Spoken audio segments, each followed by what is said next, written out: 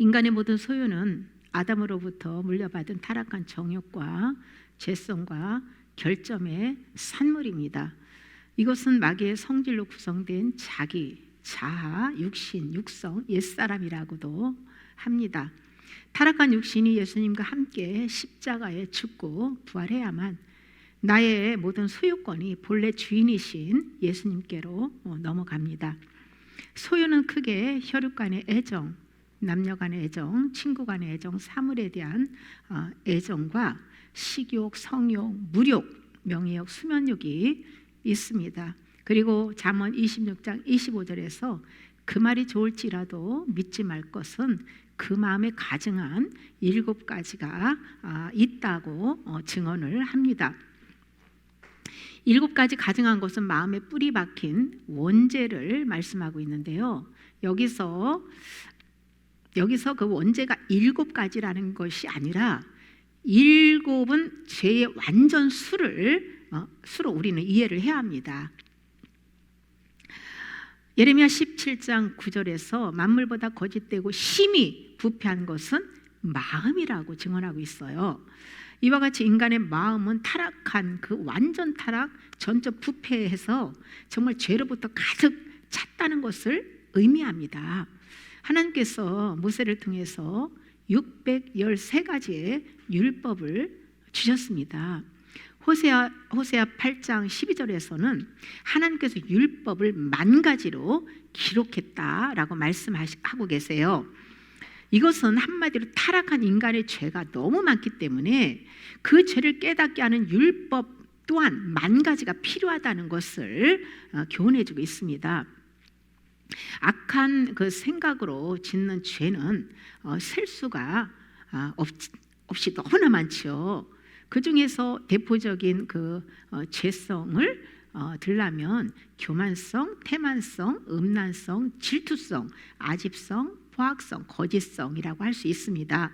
이런 죄성이 귀신이 그 쓴뿌리를 내리고 지배합니다. 그 죄성 속에는 귀신이 그 죄를 다스리는 거예요.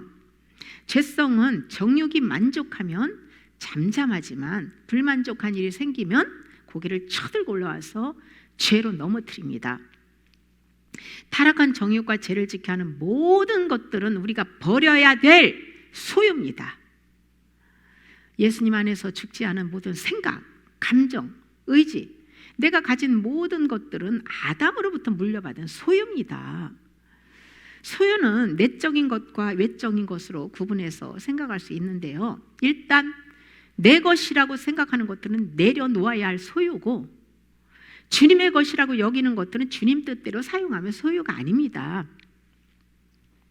육신이 집착하고 신경 쓰는 육신의 소유는 내려놓아야 합니다. 이것은 주권을 바꾸는 회개를 할 때에 소유에서 자유할 수 있습니다. 아쉬운 것은 왜 하나님께서 영만 살려주시고 혼과 육에 뿌리 박힌 이 죄성과 정욕을 제거해 주지 않았을까요? 영혼, 육의 그 죄와 타락한 정욕의 뿌리가 제거되고 예수님의 성품으로 우리가 살면 얼마나 행복하겠습니까?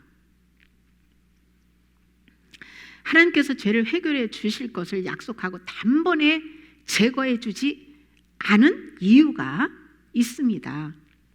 무지한 아담과 하와도 마귀의 유혹에 넘어가 선악과를 따먹고 타락했습니다. 우리 역시도 단번에 죄에서 해방시켜 주면 아담과 하와처럼 마귀의 유혹으로 선악과를 따먹고 타락할 것은 뻔하기 때문이에요.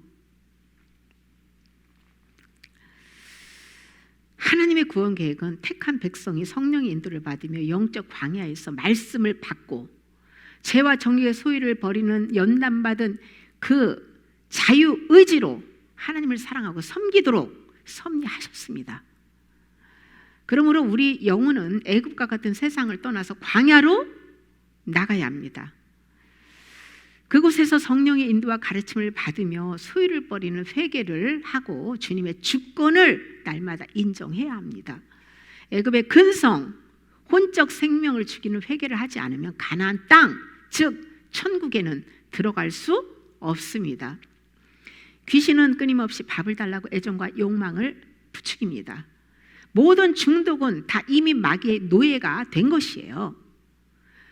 치유받기 위해서, 중독에서 해방되기 위해서는 예수님을 믿음으로 해서 구약과 신약을 열심히 소리내서 먹으면서 하나님의 긍휼을 구해야 됩니다. 바울은 탐심은 우상 숭배라고 증언합니다. 자아만족을 추구할수록 탐심에 우상 숭배를 하며 온갖 죄를 짓고 죄의 열매를 맺음으로 해서 많은 재앙들을 끌어들인다고 증언하고 있습니다. 탐심을 버리지 않으면 마귀의 유혹으로 선악과를 따먹고 우상 숭배를 하기 때문에 예수님께서 영을 보호하기 위해 주신 은혜는 무엇일까요? 일용할 양식입니다. 그리고 내일 일은 염려하지 말고 모든 염려 다 주께 맡기라고 하셨어요. 그것이 마귀와 죄로부터 보호받는 안전한 길이기 때문이에요. 성령님께서 언제 함께 하시고 언제나 우리와 함께 하시잖아요. 범사에 우리가 주님이 나와 함께 하심을 믿고 그분을 바라다보고 주님의 주권을 인정하면 주님께서 때에 맞게 모든 필요를 다 책임져 주신다고 약속하셨어요. 우리는 그것을 믿고 신뢰하고 주만 바라다보고 주만 따라가며 우상숭배를 하지 않게 됩니다. 그런데 이스라엘 백성 중 더러는 그날 먹을 양식만 거두라는 그 말씀에 순종하지 않고 만나를 그 다음 날 것까지 거두어 드렸어요. 그 다음 날 그 만나를 보니 그 벌레가 생기고 냄새가 나니까 이 모세가 그것을 보고 노했죠. 이것은 그날의 필요 이상의 것을 욕심으로 쌓아놓는 재물에는 벌레와 같은 귀신이 역사해서 영육을 해롭게 한다는 것을 교훈합니다. 그날의 영적, 육적인 양식을 구하는 것은요, 믿음으로 사는 거예요. 불신자들은 자기가 인생의 주인이기 때문에 자기의 모든 필요는 스스로 해결하죠. 스스로 해결하려고 애쓰고 힘쓰고 노력하고 너무나 많은 고생을 하며 살잖아요. 그러나 예수님을 믿는 저와 여러분은 하나님 아버지가 다 책임져 주심을 믿기 때문에 장래일을 걱정하지 않아도 된다는 것이죠. 만약 내일 일을 걱정한다면 그건 믿음이 없는 것이죠. 믿음이 없는 사람만 내일 일을 걱정합니다. 주님께서 우리에게 지어주신 것은 십자가예요. 십자가를 지고 산다는 것은 나는 죽었다라는 의미예요. 나의 옛사람은 죽었다라는 거예요. 나를 부정하고 이런 옛사람의 죄성과 타락한 정욕으로 구성된 나를 부정하고 성경 말씀을 마음에만 품고 주님만 따라가면 나머지는 주님이 알아서 다 책임져 주신다고 약속하셨어요. 그런데 교회 안에는 부자가 되기 위해서 돈 버는 일에 많은 시간을 다 쏟아붓고 천국 갈 준비를 하지 못하는 사람이 적지 않습니다. 성경 읽을 시간도 없습니다. 돈 버느라고 바빠서 기도할 시간도 없습니다. 그리고 주일날 천국은 가기 위해서 예배만 딱 1시간, 그것도 졸거나 딴 생각하면서 그냥 1시간 딱 썬데이 크리스천 1시간 예배만 딱 드리고 11조 하고 나면 천국 가는 줄로 착각하죠. 예수님께서 낙타가 바늘기로 들어가는 것이 부자가 하나님의 나라에 들어가는 것보다 쉽다고 하셨어요. 그 예루살렘 성 옆에 작은 그 출입구가 있는데, 네? 거기는 낙타가 들어가기가 어려워요. 낙타는 짐을 싣고 가잖아요. 짐을 다 내려놓고도 그 낙타는 들어가기가 너무나 힘들다는 것이죠. 그런데 부자는 그 낙타보다 더 천국 들어가기가 힘들다는 거예요. 이 말씀의 본질은 소유를 버리지 않으면 천국 들어갈 수 없다라는 것이에요. 부자는 겸손한 마음 가지기가 어렵죠. 하나님의 은혜는 겸손한 사람에게 부어주시거든요. 자아를 포기하지 않고 세상 욕심이 많은 부자는 하나님의 은혜를 받기가 어렵습니다. 은혜를 받지 못하면 구원받을 수 없어요. 죄사함을 받을 수 없기 때문에 천국 갈 수가 없다는 것이죠.